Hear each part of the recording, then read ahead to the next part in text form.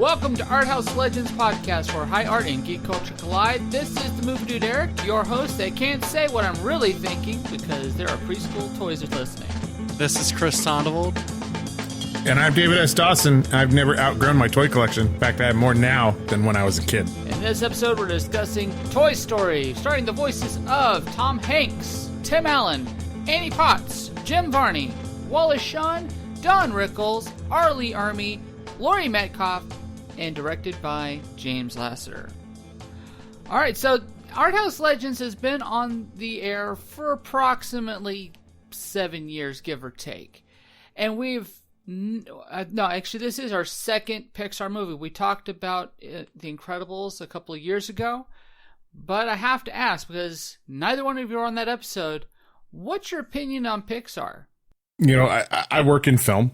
I am a filmmaker, and for me, Pixar is one of the greatest success stories in the industry.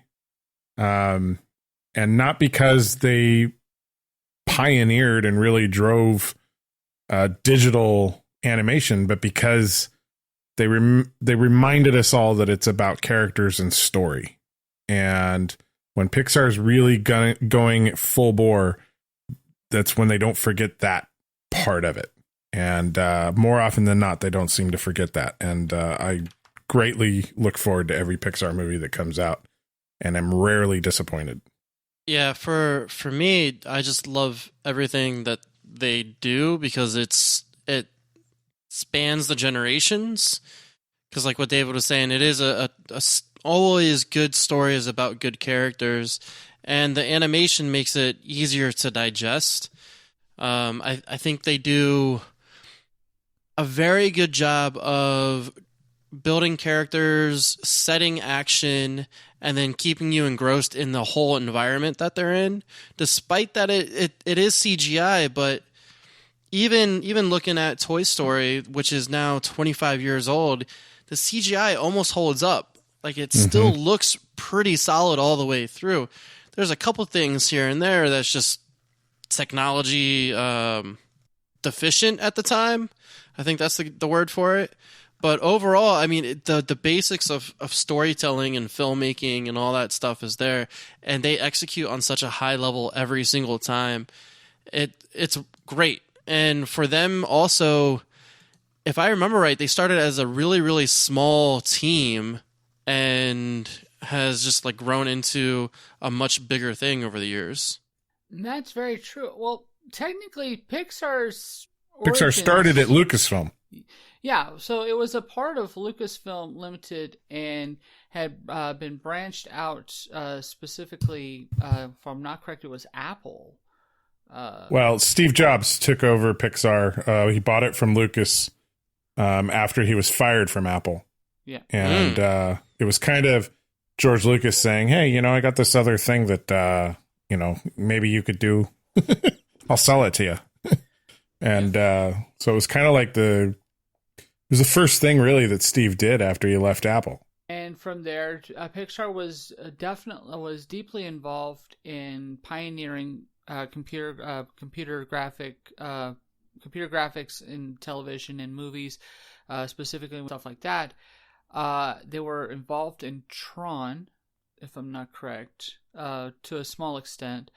And then, of course, they were a large part of kind of renovating or kind of helping Disney with their renaissance, namely with movies like Rescuers Down Under, bringing their style to things like Little Mermaid and Beauty and the Beast.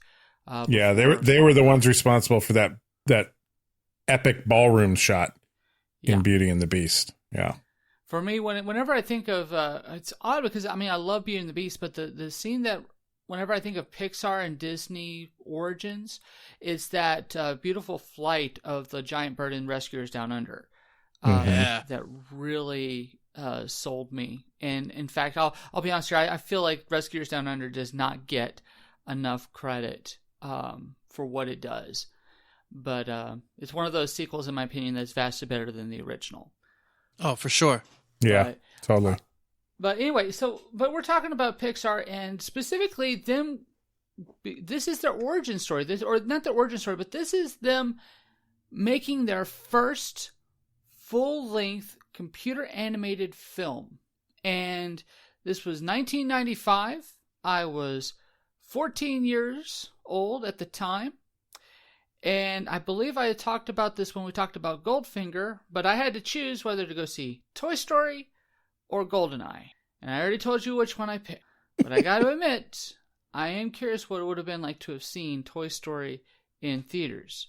So did either one of you, see Toy Story in theaters? Or what was your first experience with Toy Story?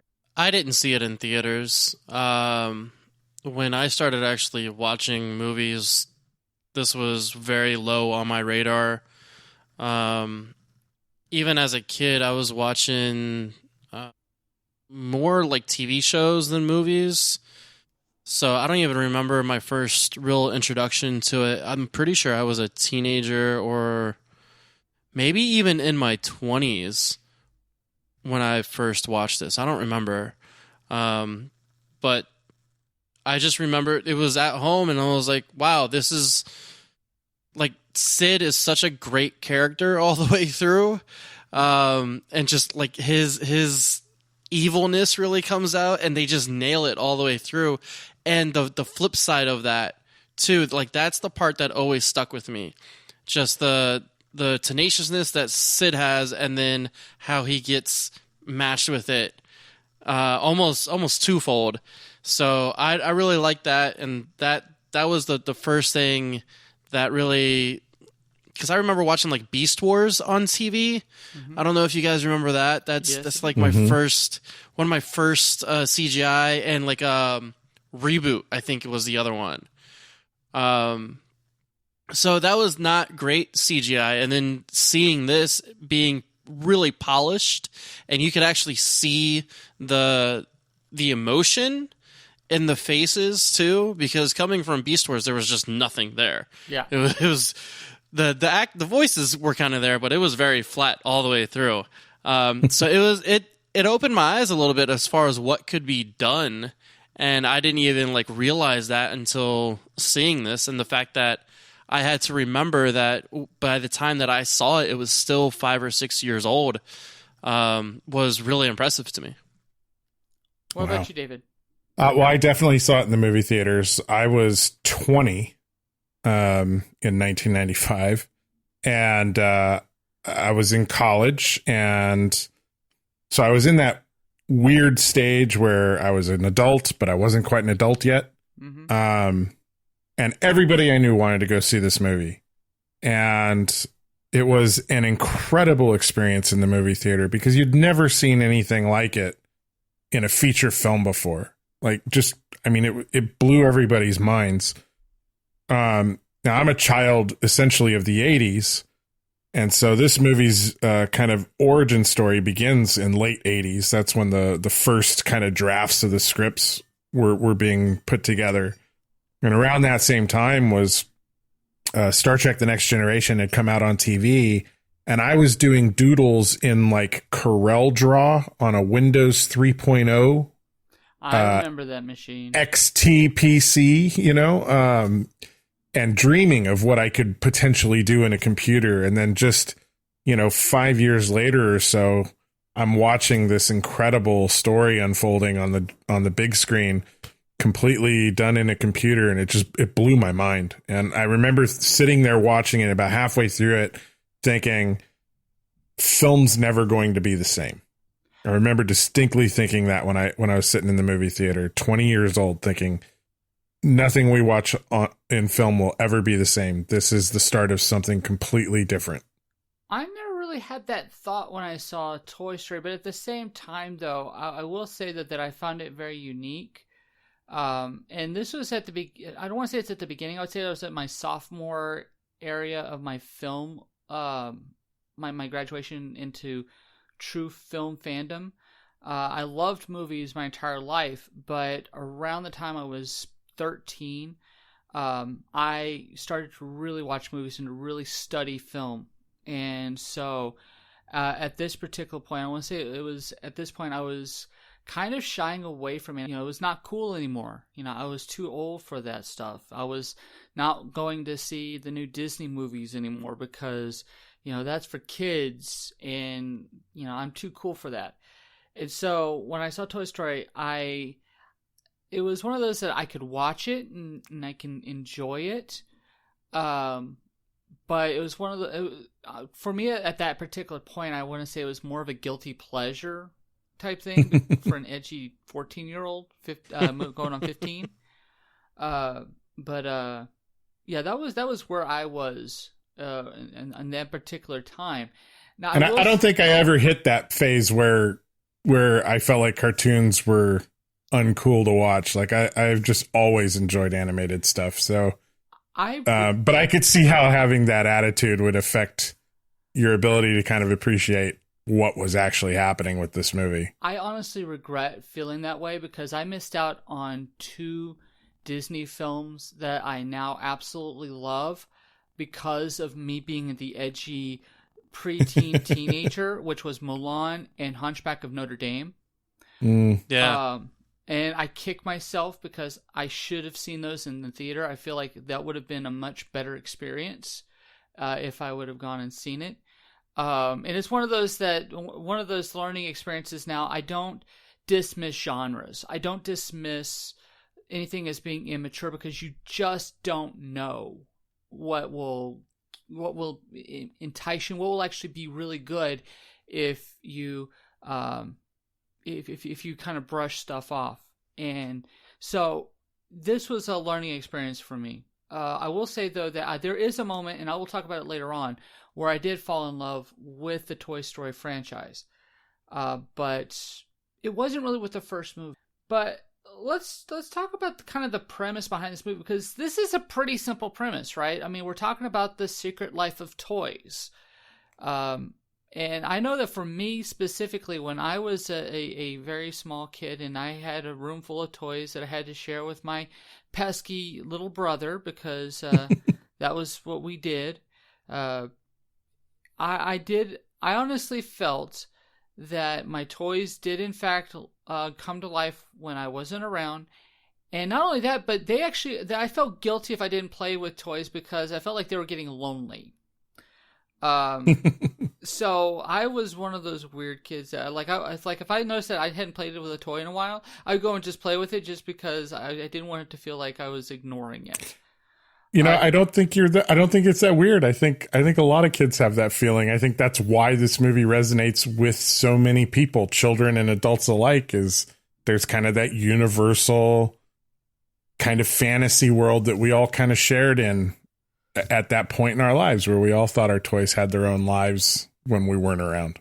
For sure. And it was also when we had way more imagination and we weren't just sitting in front of a TV watching TV or playing video games.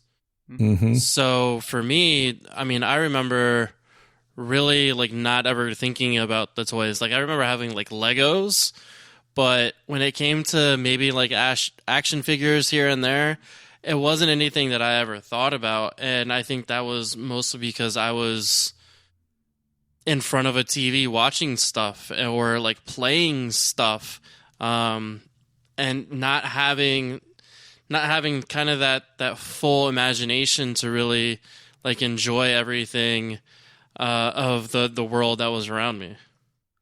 I'm just a weird person. I've come to just accept that about myself. That's cool too. I do think that David has a point, but that's cool too.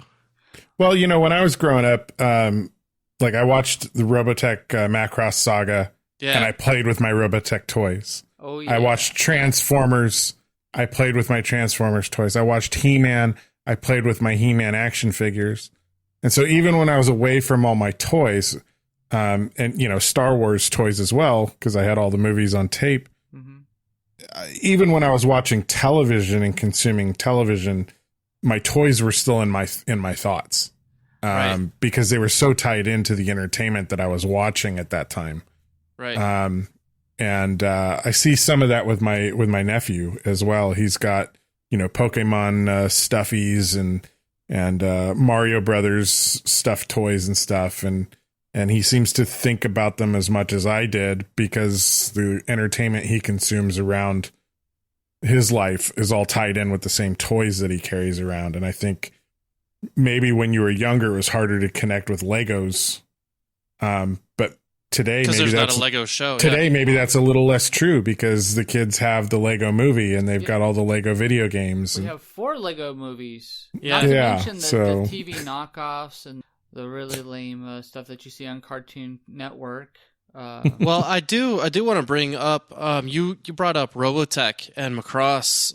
When I started watching animation, it was way more anime than anything else. So when it came to like American movies and American shows, a lot of times I wasn't even watching that. So when I got back, and I think this is to a certain extent like a good portion of a generation where they're getting into different styles of animation and then forgetting that America still has it, or thinking that American animation isn't that great, or American animation movies aren't that great. Because that's kind of what I thought of when we were talking about everything. That's one of the points that I was thinking of. Was like I focused on way more different stuff. And if this movie wasn't CGI, I don't think it would have hit the same way. yeah.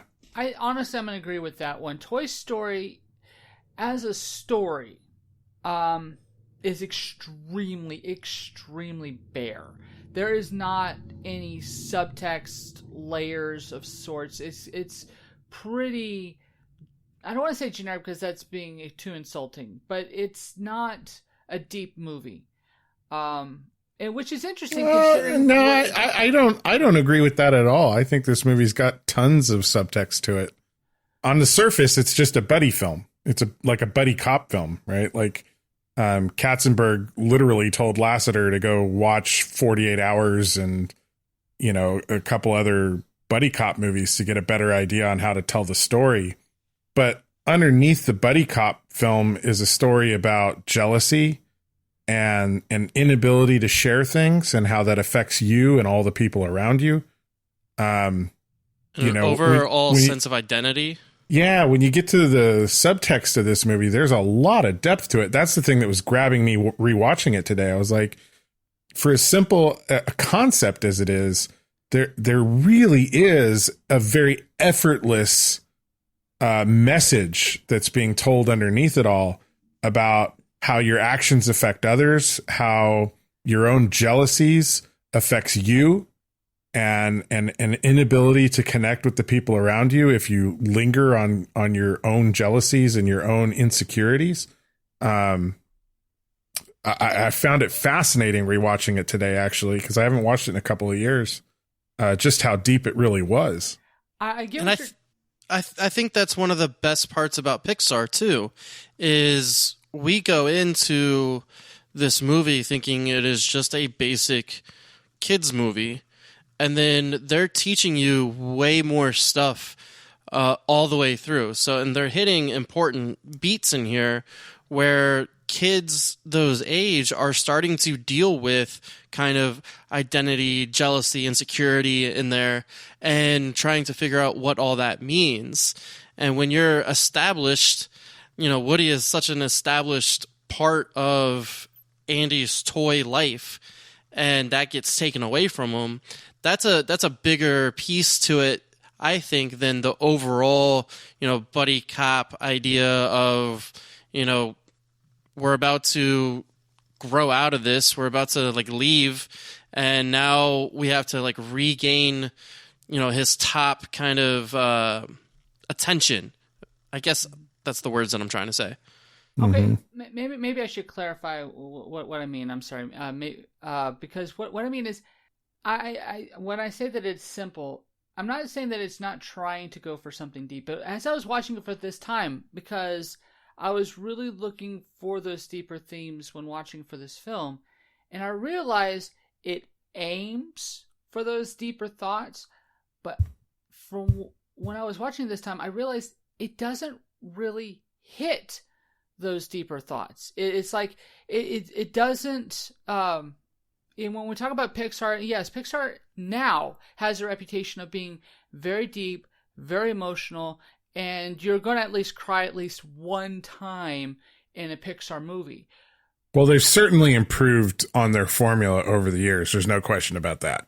Well, that's the thing. Like, I will say that really starts at Toy Story 2. That Toy Story and A Bug's Life, it's still trying to find its way. It's trying to aim for those things, but it doesn't yet hit it. And specifically with Toy Story, and we're going to get into this because I found myself, every time that I felt like I was getting reinvested into the movie, it does something to just snap it out again. Just like it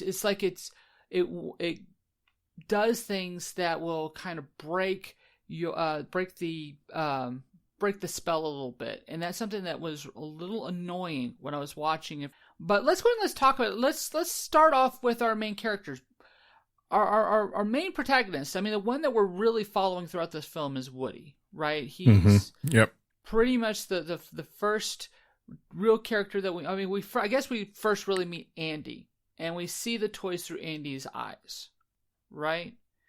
He has this scenario where he's playing with his toys, this bank heist that he has Mr. Potato Head as One-Eyed Bart taking. Yeah, I mean, Andy's playing with them, but Andy's not the focus of the scene, which I find really fascinating.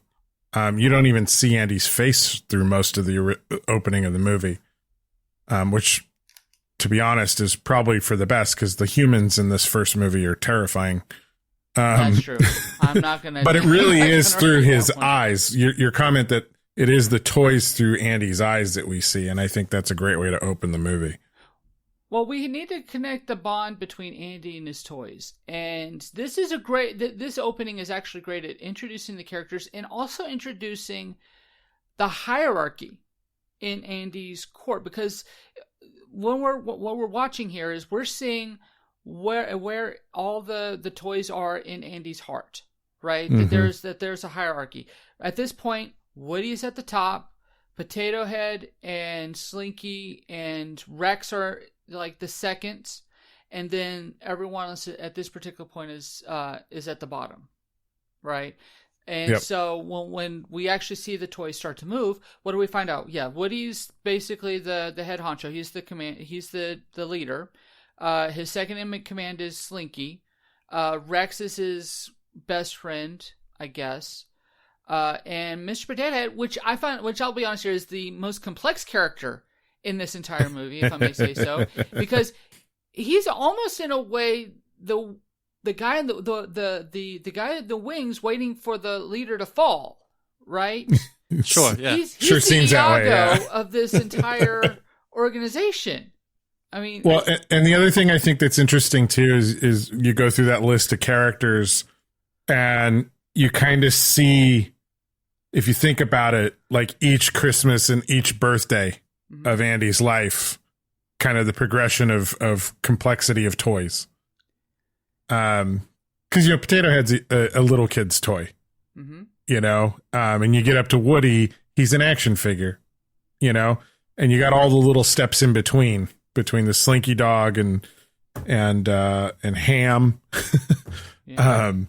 They're all kind of a representation of these kind of different periods in Andy's life that has culminated in Woody kind of coming in and being the most sophisticated toy of the time. Well, he's also the only toy of Andy's that is human or has a human physique, right? Because there's Bo, but Bo is Molly's toy, not Andy's. Right. And so, yeah, in a way, you could almost say that, yes, obviously, Woody is going to be the one he has the most bonded to because he can see himself more in Woody than he can in the other toys. Yeah. So there's that. And what we also find out at the beginning of the film is that Woody became Andy's around the time he was in kindergarten. This is a throwaway line that was, you've been his favorite since kindergarten. And that also sets up the jealousy and rivalry between Potato Head and Woody at this particular point. Anxiety definitely comes at birthdays and Christmases, which I think every it's pretty much an assumption why that would be the case. Although I feel like, especially with how some of those boxes are, that some of these toys should be like, why are you getting worried about a long skinny box that is like a pole? Like, that is not going to be a toy. That you should be like, you should be very thankful if you see boxes that look like that it's not going to be a toy in there. Well, what I think I found interesting about all the toys today is like, yeah, some of them kind of have grown up personalities, but all of them have a childlike innocence. Right. With the exception of Potato Head. Potato Head, I think, is all... Potato Head's the one that he's volatile and he's got kind of an old man's soul. And he's probably the most adult of all of them. And coincidentally, him and Woody are also the only two who seem to have any sort of like desire for the opposite sex.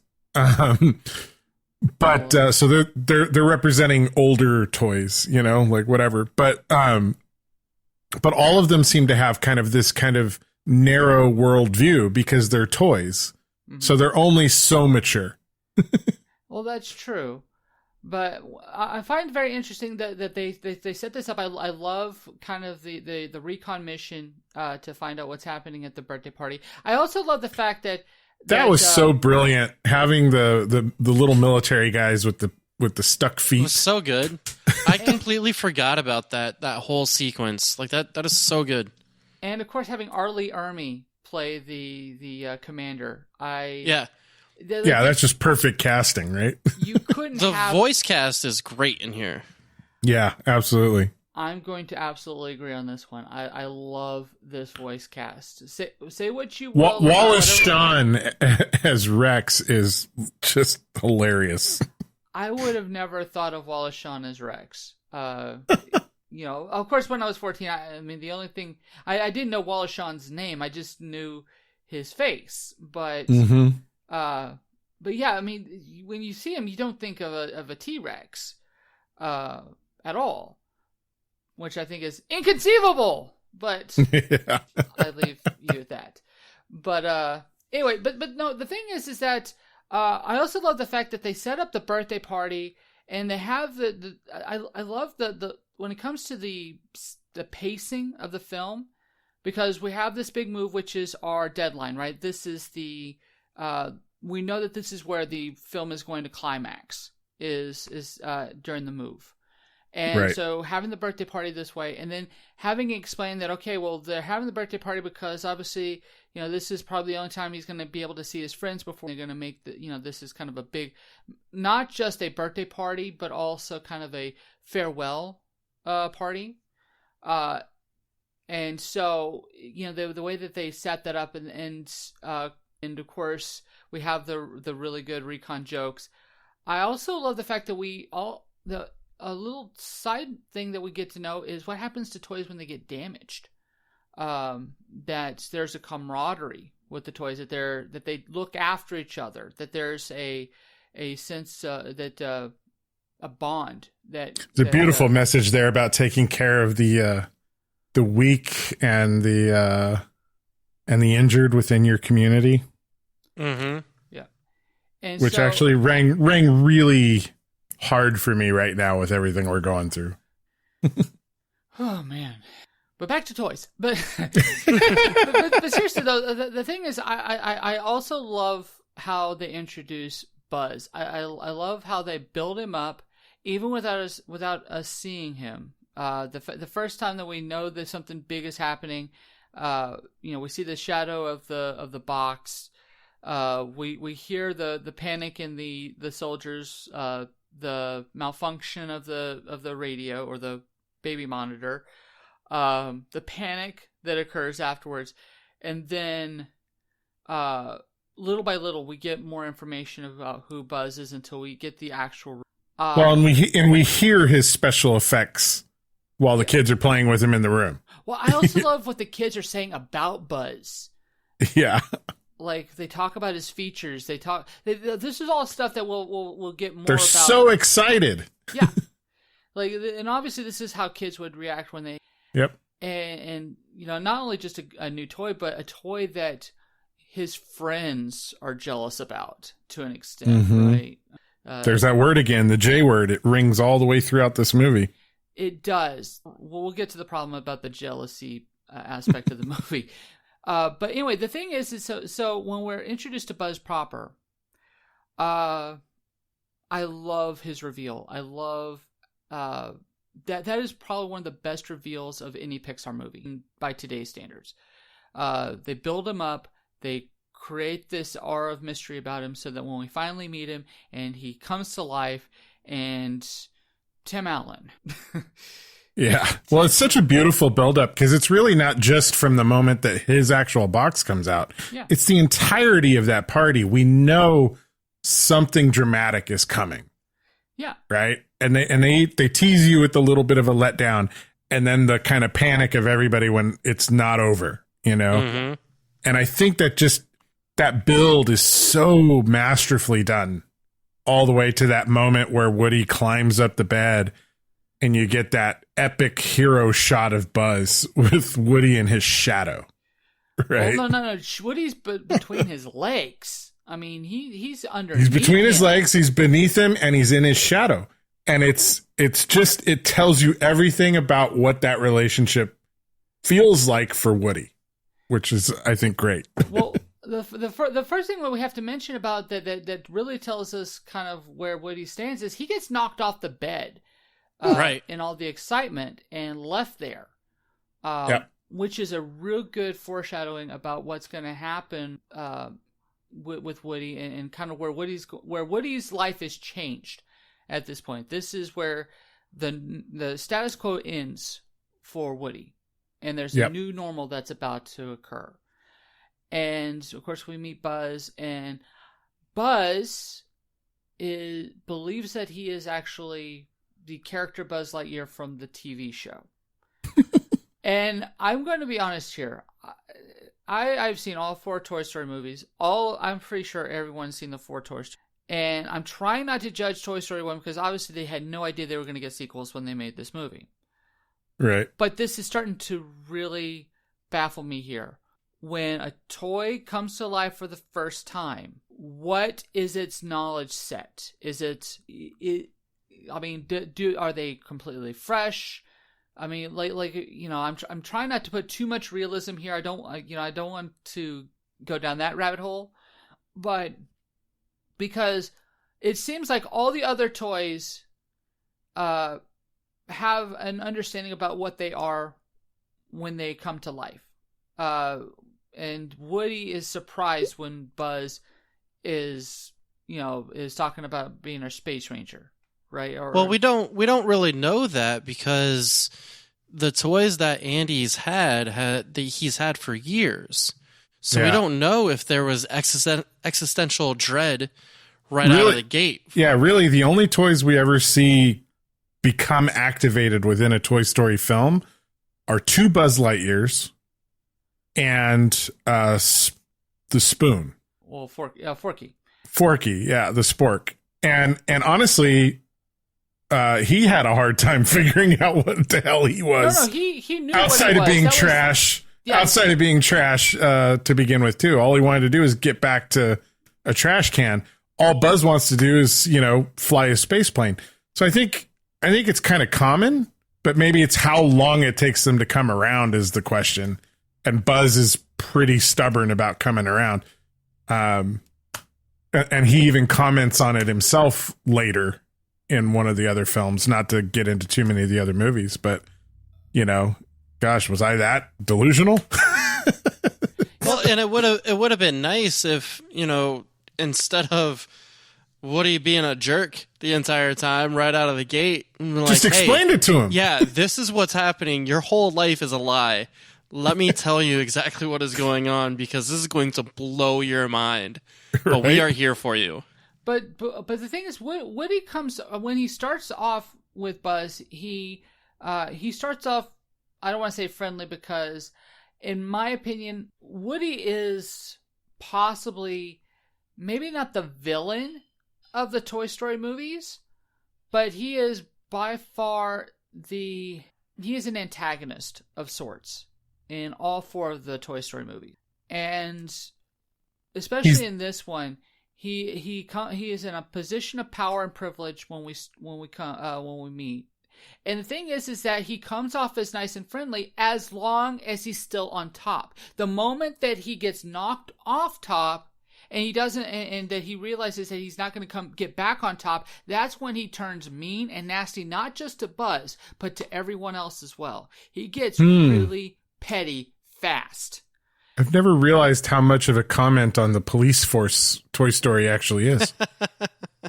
Well, he is a lawman. I think you also just have to like realize that the longevity of his kind of reign. I don't want to really want to say reign, but how his importance, because there is a legit hierarchy, as you can easily tell within the first couple minutes. So he's had that. He's been with Andy since kindergarten. We've already established that, right? Mm-hmm. And you think that he's what, like 10 now? I want to say about 8 or 9. Yeah, so 4 or 5 years, that's a really long time, especially for a toy. With everything that's out in the world, you would think that he would be knocked off his high horse a little bit sooner, but getting to Potato Head, I don't think Potato Head necessarily is like looking to usurp Woody. I think Potato Head has been Woody at one point.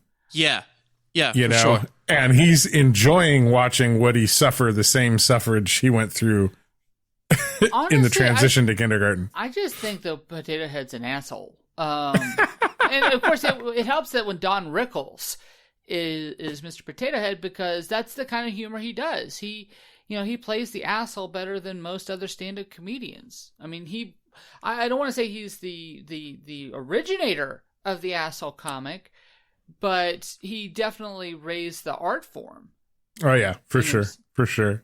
Yeah, I think Mr. Potato Head is an old codger that unfortunately knows that it's past his prime, but will definitely like enjoy what is happening to Woody being knocked down a couple pegs for sure. Well, it's interesting because in the other movies, and we're not going to talk too much about the other movies, but he loses that in the sequels. So I don't. That's the thing about this particular movie that's very fascinating here, is that so you have the position of power that Woody has. Mr. Potato Head, if not an usurper, definitely a guy who enjoys Schadenfreude a lot. Yeah. But at the same time, he, as we see later on in the movie, he's the one who constantly reminds people of what Woody has done. He's the one who keeps Woody from getting out from Sid's house. He is the one who, he's the one who says to toss him overboard in the moving van. Yep. But the way I saw that was going back to the idea that once upon a time he was the kind of big cheese of the room. He's still looking out for everybody else. If he honestly saw, Woody as a threat to everybody else, which, the facts of what they had at hand would say as such, he's just kind of resuming that role of taking care of everybody because the guy who was taking care of all of them has gone insane. Yeah, and the other thing at that point too, Buzz and Woody are gone. Mm-hmm. So it really is his show. Yeah.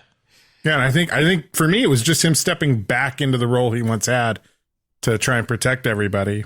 It's fascinating, like the backstories you can kind of create for yourself, and that's kind of the genius of this movie about a bunch of toys. It makes us all remember what it was like to play with the toys and make up stories about the toys. Is this the Toy Story version of Animal Farm that we're here? I mean, maybe, but I think it is more impactful for me as an adult, and looking back at some of these experiences of, being a team leader at one point, and then someone else comes in. Now they're the team leader. Now you have to figure out that dynamic right there. And you're always going to have, someone that's kind of there, that's been there forever, that's a crotchety old guy that is always kind of either causing a ruckus or relishing in a ruckus. And that's kind of exactly what Mr. Potato Head is. And then you see these basic, like, this main dude that's been around for years, and now here's this hotshot younger toy, and now he's going to have all the bells and whistles, and he can deliver so much more. And trying to actually reconcile that is such a bigger story for me, even though the whole story by itself is a very basic premise and a basic setup. I think it hits on so many other parts, especially as an adult watching it now. Well, I think every step of your life, it's always relatable. Okay, if you think about it as a kid, the transition from like junior high to high school, your little circle of friends morphs and changes as new people are introduced and other people leave. And then you get to college and you go through that same thing. And then you get into your business life and you go through all the same stuff in your business life. You know, people get promoted, other people are jealous and they leave the company, or they stay there and they try to make life miserable for everybody. I think it just rings true because those personal dynamics between people are just, you know, fairly universal. So whatever age you're at, you can take what's going on with these toys and really kind of morph it to kind of fit into your own experiences and relate to them in a very real way. But I think the thing is that especially where this movie goes, and especially with this whole jealousy arc that we're going to be following through, and that's going to be kind of where where Woody and Buzz are going to be heading towards. That to me, I don't know kind of exactly how I'm supposed to feel about Woody in here, because he is such a jerk from the beginning. He never really, his redemption arc doesn't feel fulfilled, and we'll get. And I want to kind of get to this particular part because, all right, so Woody eventually Woody gets desperate to get Andy's in Andy's good graces again, that he inadvertently, what he was intending to do was to knock Buzz off the desk and kind of get jammed between the desk and the wall. He misjudged things, and Woody and Buzz gets knocked out the window. And of course, he's found out, and by a Pixar lamp, by the way. Yes, by Luxo or Luxo. Yeah, I appreciated that a lot. Yeah. But so Woody's called out, and just as they were about to, I assume, hang him. I don't know exactly how they intended to deal with Woody, because I'll be honest here, Andy would probably be perplexed to see Woody strung up by his drawstring as as Potato Head was intending. I don't know if I were a kid and my favorite drawstring toy was hanging by its neck, and I know that I didn't do that, and I don't get the sense that Andy is one of those kind of macabre Sid types. I would. He may have just accused Sid of coming in and doing it, though. Well, he's on the second floor, and I don't even know if Andy and Sid have ever interacted with one another. They don't really make that very clear. And from what it sounds like, Sid was in in reform school or boarding school. For a while, and because of what Ham says, they kicked him out of boarding school. But is this? So I was trying to remember, and maybe it was Toy Story 2, because Sid's kind of a character throughout all of it, if I remember right. Nope, we never see him again after Toy Story 1. No, that's not true. Yeah, he's a garbage man. He's a garbage man. He's a character throughout. Yeah. It's just a very small You see him in the background all throughout the years. And I thought I remember there being a small little scene where it sets up as Sid being like abused or something. Oh no, they set up that he's okay. Except his sister doesn't seem to be abused at all. So. Yeah, and that's what I was trying to. And I've heard people say that several times, like, you got to give Sid, some leeway. He's obviously from an abusive household, and he's being raised wrong. Except his sister's really sweet, and the mom seems he tortures really her sweet too. Yeah, so.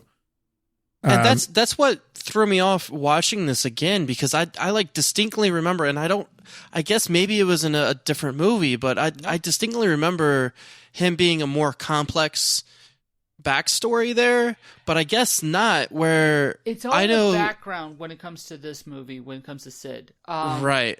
And I know later on there's him as a garbage man, and you see kind of some of the stuff in there where he almost redeems himself a little bit later on.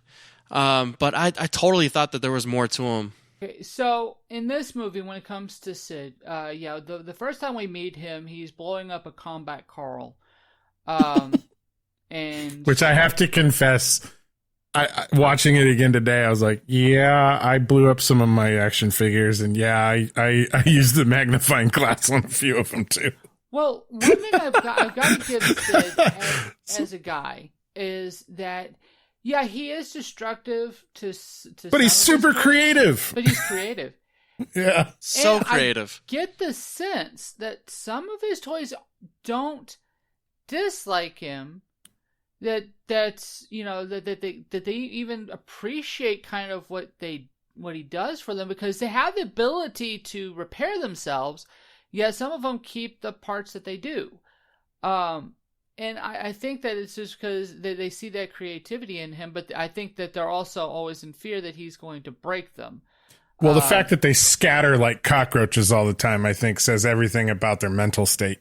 I don't know that they appreciate Sid. I think they're terrified of him, and they figured out how to repair themselves out of necessity, not because they've been inspired to do so.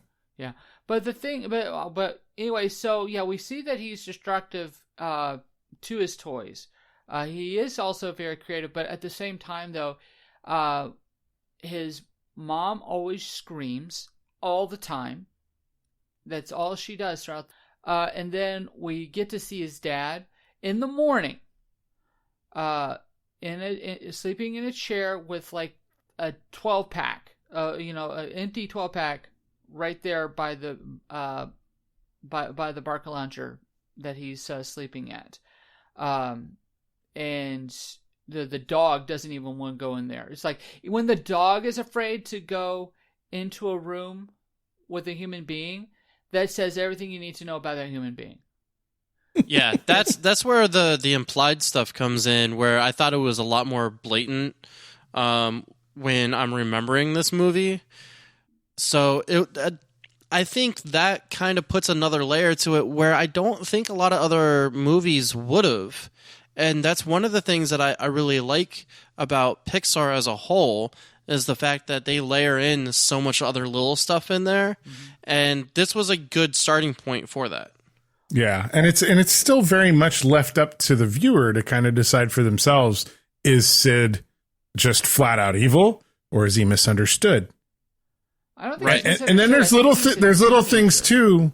There's little things too. Like the carpet and the second story of that house is straight out of The Shining. Well, not only the carpet, but the wallpaper and on the stairway, that's also shiny. Mm-hmm. Yeah.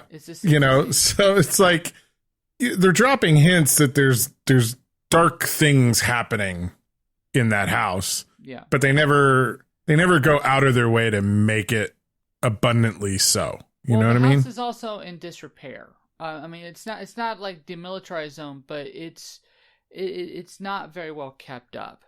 From the different parts of the house that we and I will admit though that when it comes to this movie, there are 3 rooms or 3 locations in this film that I love just looking at all the walls and all the things that are happening in the scenes, and that's Andy's room, it's Pizza Planet, and Sid's room.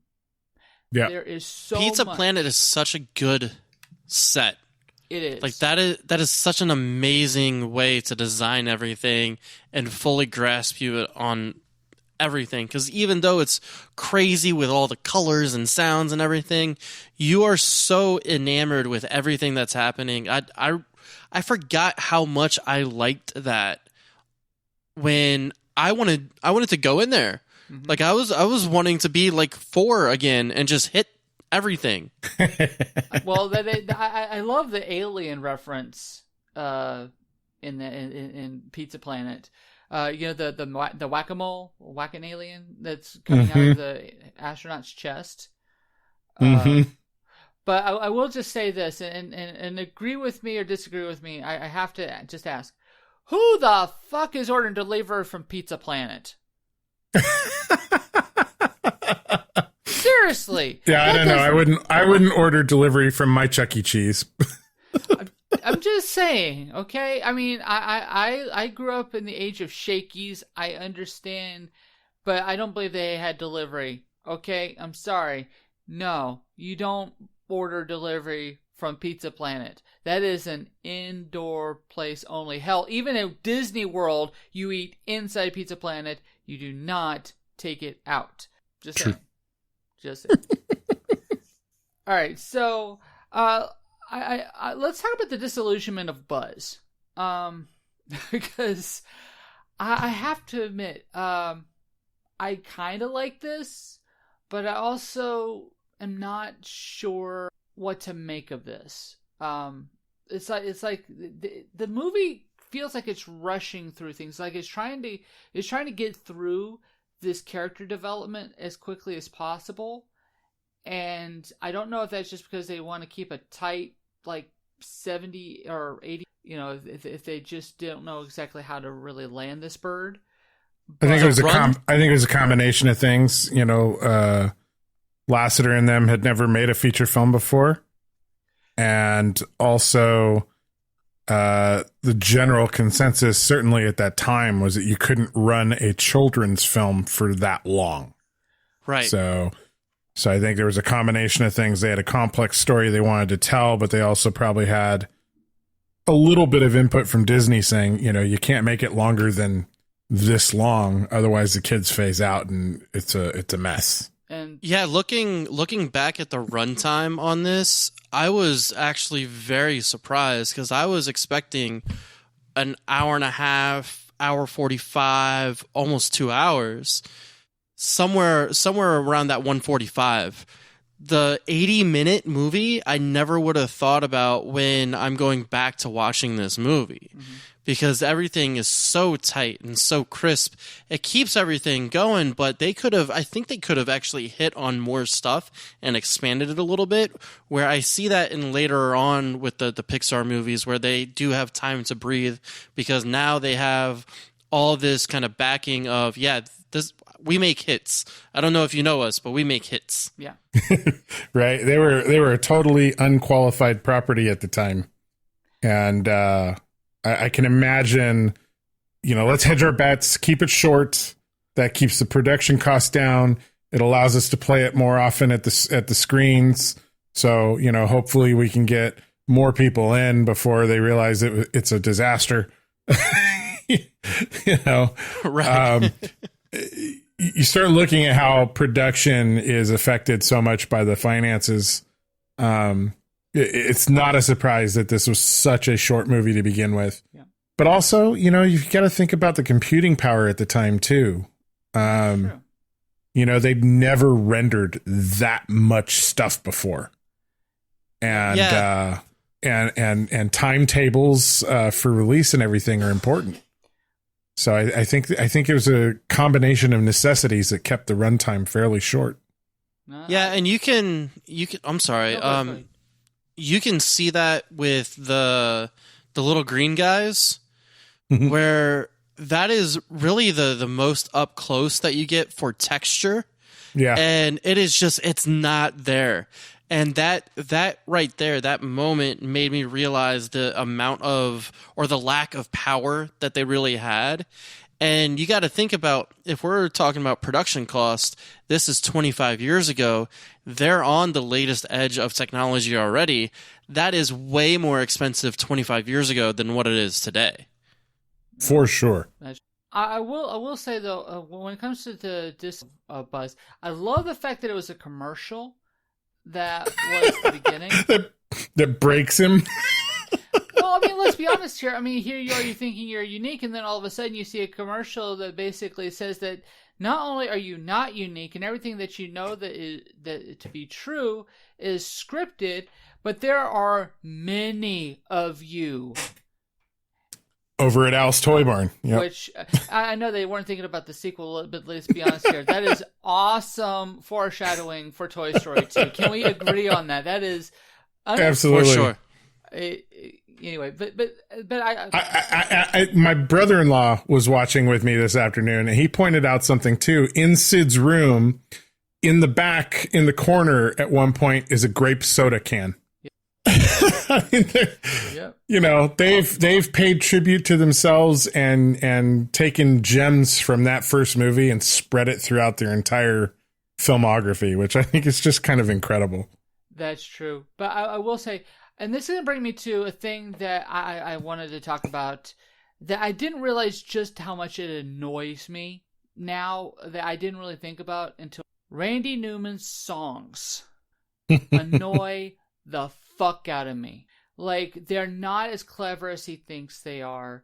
He uses, Strange Things for the montage. I mean, that's the closest that it gets to being okay. You Got a Friend in Me, which, I mean, that's the theme song for pretty much the entire show, or for the entire franchise. But yeah. Strange Things, just it's like he's trying to write a song for Woody, and kind of from Woody's perspective.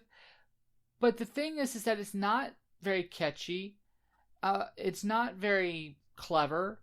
And it takes away... I mean, the thing is that, especially if you're trying to allow Woody to tell his own story, having someone sing his thoughts while we're seeing it on his face is kind of going contradictory, right? It's like you're not really allowing Woody to emote. Like, they didn't trust the animation to... Well, they might not have. They might not have, because, again, it was an unquantified thing. Like, nobody knew if this was going to work, if people would be attached to these digital characters or not. They may have felt like that's what was necessary to make sure that the emotion was driven home, if people felt detached from this cold computer-generated imagery. But from a production standpoint, I could see them being very terrified about that too. But when it comes to When I Go Sailing, this pissed me off because the animation actually did work. Like, you saw all on Buzz's face, everything. The way that they shot the scene, the way that they, the way that they punched back up to the window. When he gets onto the banister.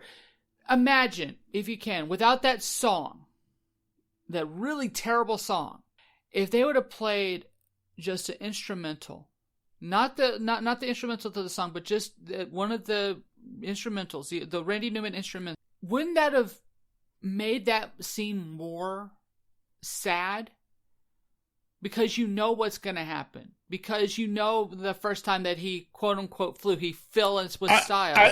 I don't disagree with you from a filmmaking standpoint. Like, yeah, I would have probably preferred an orchestral at that point. But as a pure, like, knowing how producers think and knowing how studios work, I can see them in a total panic in post-production as they're finishing this movie, second guessing everything they've done. For sure. And you got to think about, and we got to remember, nobody had done this before with these kinds of characters. So they had no idea if people would be attached to them or not. And if we look back at it now and go, yeah, of course you can see all the emotion in those characters, but sitting in a room with like 20 executives who are terrified that they've spent, $100 million, $60 million on something that maybe people aren't going to appreciate. How do we make sure we drive the emotion home? I can see how that decision is made. I understand, but you know what I probably would have done as a Hail Mary in order to change that? I would have gotten a test screening of about 100 kids, just showing that one scene.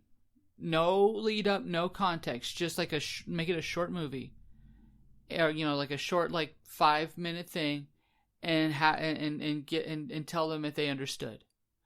If they would have gotten that response from see, but I don't think this is the type of film that they would have done a lot of test screenings with, because the industry being what it is, Disney was trying to keep it under wraps. Yeah, because this was really the first CGI feature film, right? And they wanted to be the first ones out the gate. They were investing in it to be such. And look what happened shortly after. Katzenberg leaves Disney, and immediately it's Bug's Life and Ants, and right. Well, I thought Monsters Inc. and Shrek, and no, Katzenberg was there at the start of Toy Story being built. He left, I think, just before it was released, which is why he was then able to run to another studio and say, "Hey, I know what's on the docket behind Toy Story. We've got to get Ants out before Bug's Life." And I'm just gonna say this right now: Ants is better than Bug's Life. Sorry, but I also. When it comes to Randy Newman's songs, I think that some of the levity needs to be there because of what your core audience is, which is going to be for kids, right? So you look at the money spent, the running time, and then you don't want it so emotionally draining. And I think that... Well, and I don't think they anticipated adults being as into this movie as they ended up being. Yeah, right. And then the other part about that, he's got a unique voice. So even if it is a more dramatic scene, that voice might actually take you out of it a little bit, where the parents and the adults will see still everything that's happening, and where it maybe doesn't hit as much when you're a kid. Now, all the Pixar movies, they've gone from that kind of mindset to, again, you have kind of a blank check, put the emotions out there, people are going to cry, people are going to love it, people are going to be happy, just go for it. And they didn't have that kind of luxury with this movie. Yeah. The thing about Randy Newman's music is that it's kind of a timeless style, and keeps this from being rooted in any particular pop culture moment. As iconic and pop culture as this movie is, it's got a timeless feel to it. There's not a lot that kind of roots it in the mid 90s necessarily, I like the score. It's the songs that annoy me, with the exception of "You Got a Friend in Me." That I feel and that's fair. I mean, not everybody's going to like every kind of music that goes out, But I will say, though, that I find that it's interesting when it comes to the Toy Story movies, is that moving forward, there will be one song per movie, and they usually put that song in a place where it's going to have the most emotional impact. They instead of it having 3 songs, or have songs kind of take away from the emotion, they'll pick one song, and they'll put that in the most pivotal moment of the movie. Yeah, but I think Chris said it right. Like, they learned that that works, and they grew as they went along. But I really feel like they were terrified of what this movie might not be able to do. Well, you got to also think about, with all the Disney movies, the major ones were musicals. Mm-hmm. Like they're singing the songs, and now they've broken that mold, not only in animation but also approach, to where this is a more traditional movie all the way through. It is not just a Disney musical. It's not a Disney feature film. Well, and it was only the second Disney produced feature animation that was produced outside of their own house. That's true. The Nightmare Before Christmas being the only other one before this. So, there were a lot of things that were like breaking new ground for the Disney brand at the time. And, our movies traditionally have a lot of songs in it. So you got to put more songs in it. I could totally see those conversations happening with producers. And maybe that was the middle ground, because I can only imagine Pixar the Pixar animators hyperventilating if they had to have actual song number, have the characters singing in their movies.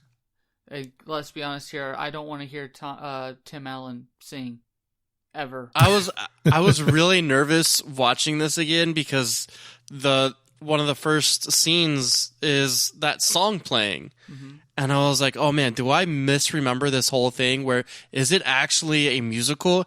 Are these characters going to sing later? Is Tom Hanks going to destroy my ears?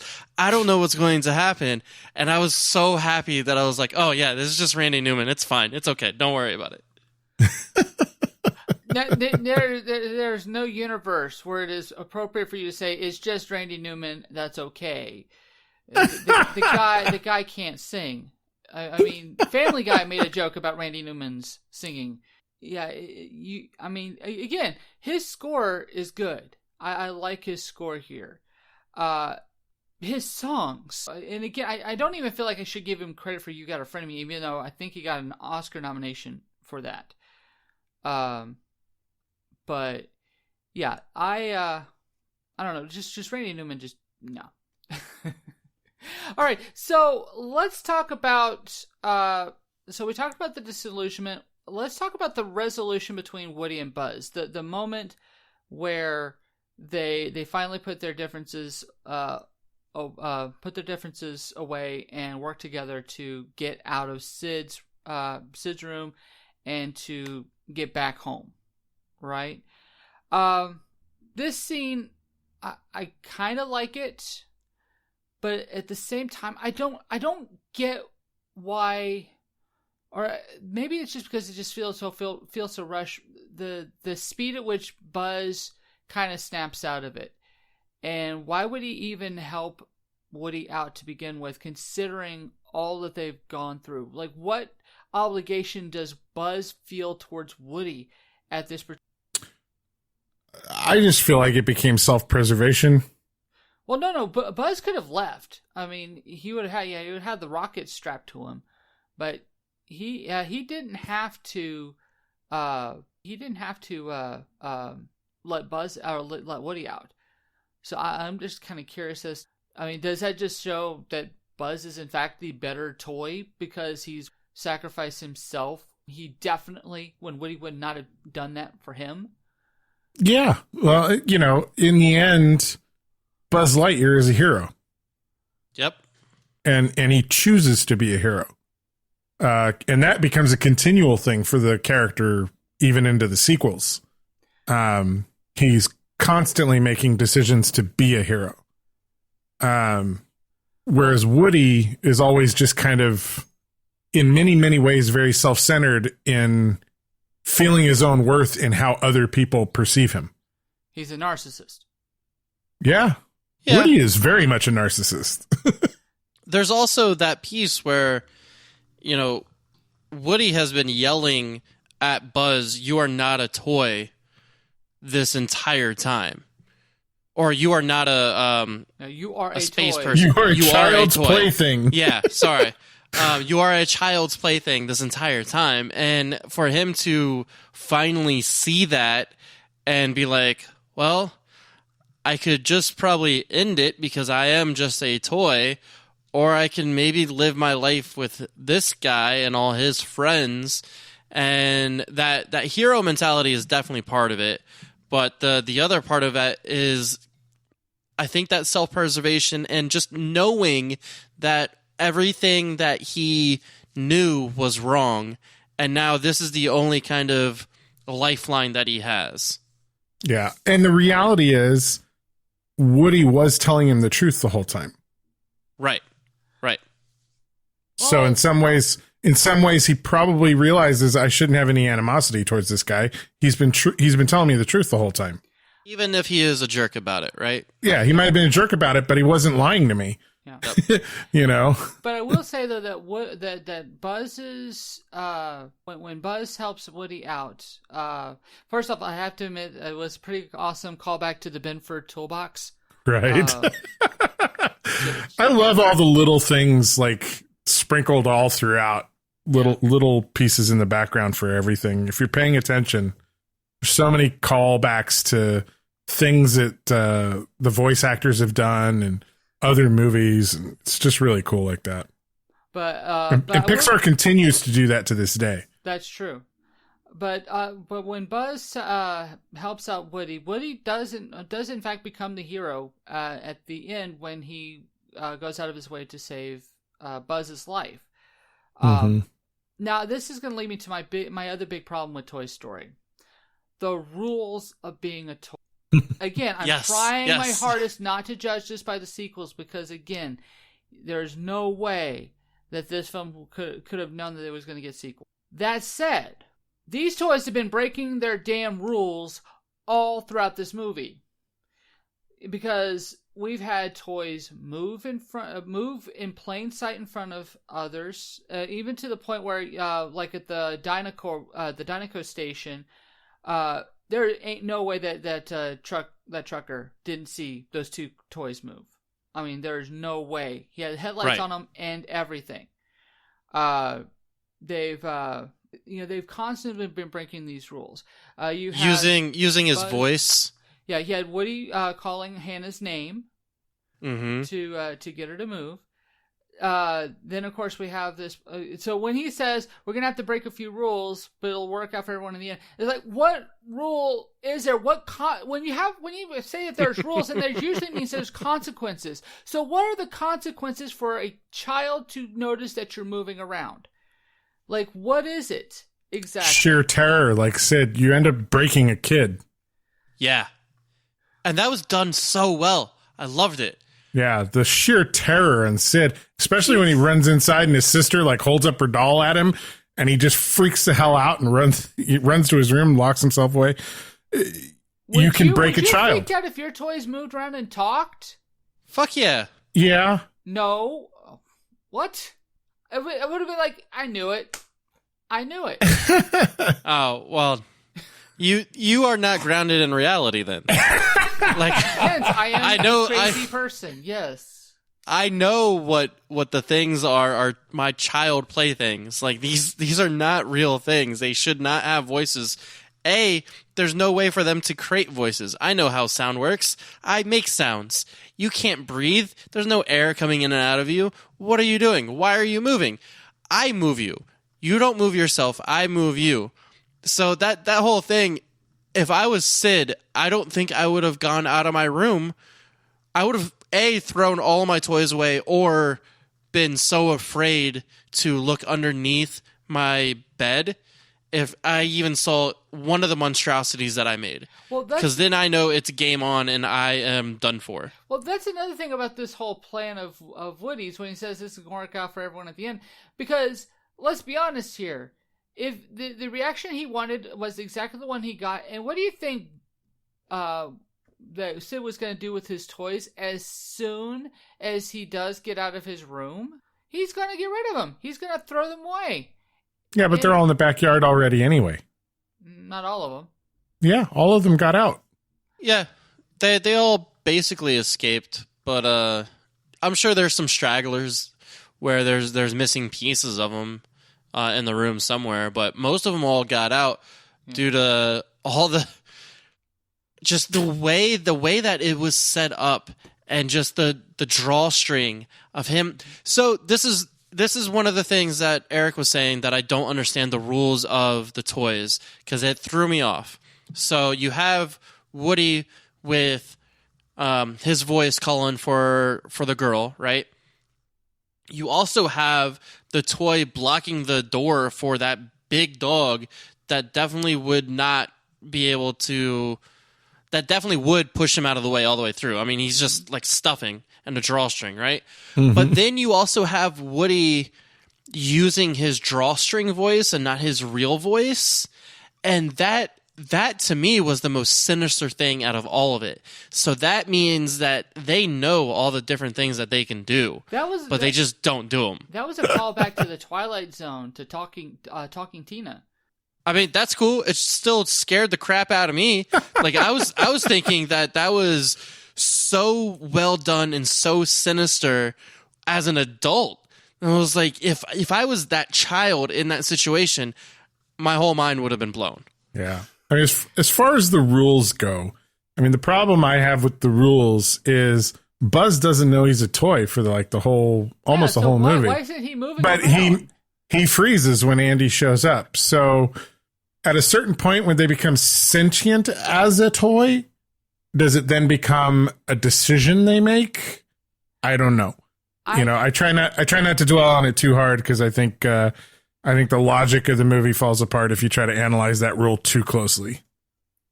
I agree, and again, I don't want. I try to be on the lenient side when it comes to stuff like that, but it does start kind of get a little bit of give me a little bit of a headache when I try to kind of figure out what these rules are, especially when it uses the term rules, because rules usually require consequences, right?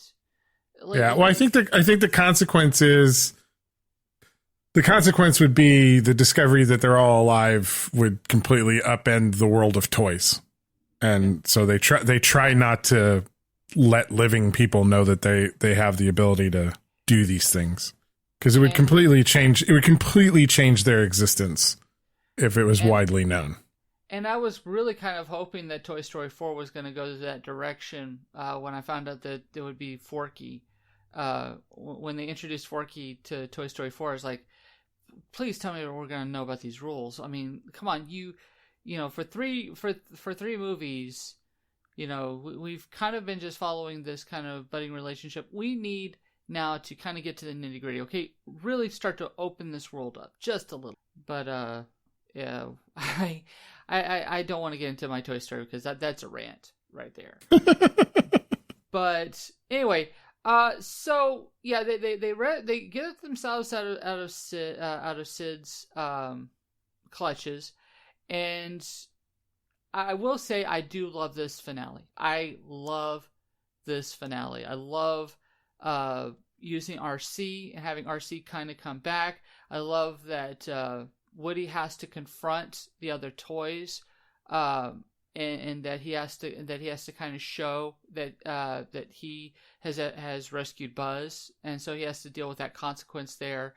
I love the action of this sequence, having Scud kind of come back and play a pivotal part of this chase. Again, I will say this though, Scud is the one part of this movie that falls apart for me because he looks terrible. And you can definitely see the lack of computing power that they had at the time for texturing and for hair, especially. Like it's very hard to look at Scud. Story wise, it's perfect, but Scud as an animated character, he makes the kind of illusion of this being a real world fall apart. Well, it's just interesting that in 4 short years, they will get the hair for done much better. Monsters Inc. was a dramatic improvement in rendering hair, my opinion, but that's for a whole different podcast. But yeah, I will say though, if there's one thing that kind of baffled me even as an angsty teenager, ain't no way plastic could cause a fire like that. Sorry, ain't happening. And that is plastic and not glass. So, sorry. Illusion of suspension of disbelief. No. Look, don't let science win, okay? This is about feelings and feeling good. If we let science win, don't analyze Toy Story too closely, okay? Then it goes into rockets explode and stuff like that, and it's like, so you want to play by science when science is in your favor, and then ignore science when it doesn't, and then of course, yes, that's how this works. That's how life works. It's like, science only comes in handy when it's worth my time and it benefits me. Are you running for president by any chance? I'm running on the Toy Story Super Duper Big Missile platform. The big rocket, the big one. My biggest pet peeve of this movie was actually Buzz's gliding at the end. I was so mad because I was like, look at those shitty wings. They can't bust open tape. What is happening? This is bullshit. By this point, after the plastic causing the fire, I was like, okay, I give up. Science loses. At that point, you're either on the right or you're not. That was it. Yeah. That was the final straw. I do like that it was the thing that got Woody into trouble becomes the solution to saving Buzz That's true. with RC. And then Woody's offhanded, nasty comment about falling with style, which you don't even think Buzz heard because Buzz was walking away from him, is the thing Buzz kind of throws in his face at the end there. Well, no, it's him accepting it. I like the callbacks. You know, the callbacks are great. You know, I didn't see it throwing in his face. It's him accepting it. It's him saying, "I'm a toy." I understand that. I will say though that if Buzz pulls off a precision maneuver getting into that car, okay, I'm starting to say one thing I do kind of wish happened, and I know this would have changed the entire franchise from then on, but I feel like the arc that Woody was going on, it needed to end with him accepting the toy box instead of it being co-favorite toys. I feel like that gave Woody what he wanted at the end of the movie, and to me, I feel like him having to accept the fact that he is second fiddle would have been a much better, a much stronger movie. But that's just me. Maybe you agree, maybe you disagree. I don't know. It just that just bothers me because again, with Woody being such a narcissist, it feels like he did some really awful things and he really didn't get punished. Not truly. Like everyone forgives him. He did get burned in the forehead. And then by number 2. And then he does lose his arm in the second movie. He does, he goes through some things, but I think part of what's really interesting about these films is the characters are the characters, and they learn lessons, but they don't necessarily fundamentally change who the characters are. They behave a little bit better, but Woody, all the way into movie number 4, is always a narcissist. Well, he's just that way. And the beauty of it is how his friends accept that and learn to live and deal with him being that way, I'm agreed to the most part, but I will do, and I'll just go ahead and I say it. In my opinion, Toy Story 2 is the best of the Toy Story movies. I know I'm in the minority here. No, we said that here today while we were watching this one. The second one's probably one of the best sequels ever made in any franchise. And so, in my opinion, Toy Story 2 is the best. And at the end of that movie, you got the sense that Woody comes to terms with his life in a way that that you can kind of see in 3 and 4 to an extent. He does the existential dread that he had in 1 and 2 is gone. That does never shows his head again. It's a whole different set of problems that he deals with in 3. But I love that about Toy Story 2. But that's if we talk about Toy Story 2, because I'll tell you right now, I will bawl my eyes out talking about Toy Story 2. That was one of I have cried in the movie theater 3 times, and that was one of them. Yeah. Just a spoiler alert. But and I think everyone knows what moment in Toy Story 2 that happens. Anyway, all right. So, is there anything else we want to talk about regarding Toy Story before getting into the geek sheet? I'm good. No, I think I'm good. All right. So just a quick recap of some of the stuff, because obviously Toy Story itself is a geek film. I mean, this is a film that is deep into geek lore. Tom Hanks is Tom Hanks. I mean, this is one of the greatest actors of our time. Forrest Gump, Polar Express, Castaway, Splash, because you need that mermaid action. Saving Private Ryan. He's got a new movie out this summer, which is going to go to Apple Plus because all the movies, which I was kind of excited about seeing, and I just don't want to get Apple Plus, so trouble here. I'm enjoying Apple Plus. They've got Fraggle Rock It's kind of awesome. All right, well, we're going to have to talk. But Tim Allen, obviously, for me, it comes down to the Santa Claus. The first movie I kind of enjoyed, although I don't think it's aged as well as Home Improvement, which was his big claim to fame. In my opinion, when it comes to like Tom Hanks, Tim Allen, like I feel like that Tom Hanks being the old pro, Tim Allen was kind of this up and comer who just kind of got big because of this television show. So I felt like they were playing off of that with the casting just a bit. But Jim Varney, who played Slinky Dog, I mean, who here has not seen an Ernest movie? I have. Yeah, I mean, I've seen it. I was going to say with Tim Allen, I mean, the fact that you have Galaxy Quest a few years after Buzz Lightyear is like perfect. I think Galaxy Quest is Tim Allen's like best thing ever. Oh, for sure. Well, sure. I had a debate with someone about Galaxy Quest where I called it overrated, so I'm just gonna leave. So what are you, a Wild Hogs fan or something? No, what is this? I know. And I have words for you about even bringing travesty. That and Christmas with the Cranks. You mentioned those, and I will have to just walk out. But we talked about Wallace Shawn with The Princess Bride. Also, have y'all seen Clueless? I feel like that's a movie that deserves more love than it gets now. Arlie Ermy, which we've actually talked about on Art House Legends twice before with Full Metal Jacket and Seven. I still love his line. This ain't even my desk. Like, I don't know if y'all remember that scene in Seven. If y'all have seen Seven. I've seen it. I don't remember it, but I can picture it. Laurie Metcalf, who plays the mom, got an Academy Award nomination for Lady Bird. Before this movie, she was big on Roseanne as Roseanne's sister, and she's still on the Connors, if I'm not correct.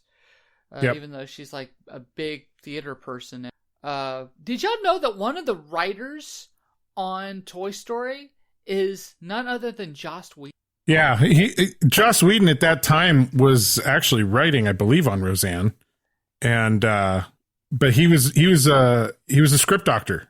That was kind of like his biggest work at the time, was as a script doctor. So a lot of studios would bring him in to put the kind of final sheen and polish on scripts before they went to production. And I'm assuming this was just before he made Buffy the Vampire Slayer movie, when correct, 93. Yeah, because Buffy the TV series was 97. Yeah. So it would have been right around there, yeah. And, of course, who could forget Justice League? Especially now that we know that the Snyder Cut. The Snyder Cut's coming. Yeah. For whatever that's worth. Cannot wait. I have free access to HBO Max coming, so I will be seeing this, and I might have to make my way onto a place to talk about this after I've seen it. But that's neither here nor there. All right, so we're almost on time for this one, so let's go ahead and let's just call it. Chris, David, do you agree with the critics on Toy Story? Do you give it a pass? Do you give it a fail? Or do you give it a maybe? David? A big pass. I love it. It's fantastic. Nothing more, huh? Well, we've talked about it for an hour and a half. So. What about you, Chris? Yeah, big pass. It's such an important movie all the way through. You have to see it, and I think it's even better as an adult. Go watch it. You have nothing better to do right now. Go watch it. I think in a lot of ways, it was also that kind of transition where animated films became more and more appreciated by adults and more accessible to adults, where they stopped worrying about it just being about, children's fare. Yeah, I mean, it made me believe that American animation could actually be good and meaningful rather than just having to look at anime where they were doing way more serious and thought-provoking themes and dealing with a lot more stuff. This hit all the right places for me, even if it was quote unquote a children's film. Yeah, I'll be honest here. I felt that way a year before Toy Story with The Lion King. That was the hit the hardest for me, and I've mentioned it when we on our podcast about Lion King, so I'm not going to go too much. That said, when it comes to Toy Story, I am of two minds. To me, this movie is not bad. This is not a bad movie. Perfectly enjoyable, but even from the beginning, from the first time I saw this movie, I always kind of felt like this movie was just okay. It didn't really impress me. I didn't find myself laughing, and I wondered if I had seen it in theaters, would my opinion have changed on it? Would it have grown if I'd seen it with an audience and was able to laugh and enjoy it along with other people? Unfortunately, I didn't see this until home video, and I just was like, okay. Did you watch it alone? Yes. Yeah, this is definitely one of those movies that was better as a communal experience, because everybody walked out of the theater together talking about their toys and their dreams and their memories, and it made a huge impact on you to watch it with other people. I could see how that would greatly affect kind of your initial impressions of the movie. That said, though, when it comes to as a franchise, I will go see all the Toy Story movies. I will go see every toy. Mm-hmm. But I will be honest here. When I have the fond memories about Toy Story, it always goes back to 2. But we're not talking about 2. We're talking about 1, and 1 feels slightly it underperforms. But that's not to say there isn't good stuff here, and there's stuff I absolutely love about this movie. But it's also kind of caught up with things that I'm just not. And so the question is, do I think that the critics are right about this movie? As a first computer-generated film in the middle of the Disney Renaissance, I mean, this is a first time. This is so you have to kind of give it a little bit of leeway here. They're exploring new territory technology-wise. Well, and certainly if you're comparing your review to the critics of the time, because the critics of the time are only aware of this movie for CG movies. Well, even now, critics are still a classic film. This is on the film registry. This is a as soon as it was available, it got turned into a National Film Registry film. Yep. Yeah, it's a national treasure. So I will say that yes, there is enough here that the critics do have a point. So while I have my own personal reservations about the film and that I might not enjoy this movie as I would other Pixar movies, in fact, this is on the lower half of Pixar's films, in my opinion, above many of the sequels, mind you. Pixar sequels, not just Toy Story sequels. But, so yes, this is definitely a pass. But that said, though, when it comes to a Toy Story movie that I will want to watch and that I will have fond thoughts and memories for, Toy Story 2 and slightly are above Toy Story 1, in my opinion.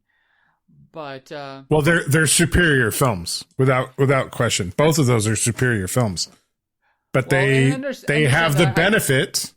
They have the benefit of this movie having taught those filmmakers a lot of lessons. That's true. That said, though, I still feel that Toy Story 3 is derivative of Toy Story 2, and that has gotten me into some serious cinema fights. So,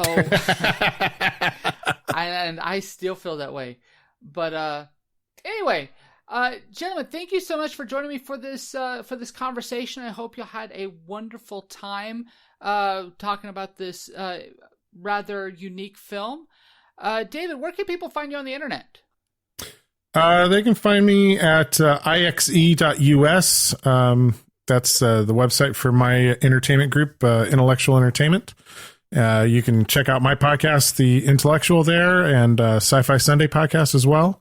I'm also doing a classic rock album review podcast with my 10 or 11-year-old nephew, Kale, called Run Rabbit Run. So be sure to check that out. He does all the research and everything. It's kind of neat. Cool. What about you, Chris? I have my own podcast called Ambition Radio, where I interview people who have found some kind of balance between their life, family, career, and the pursuit of their passions, dreams, or hobbies.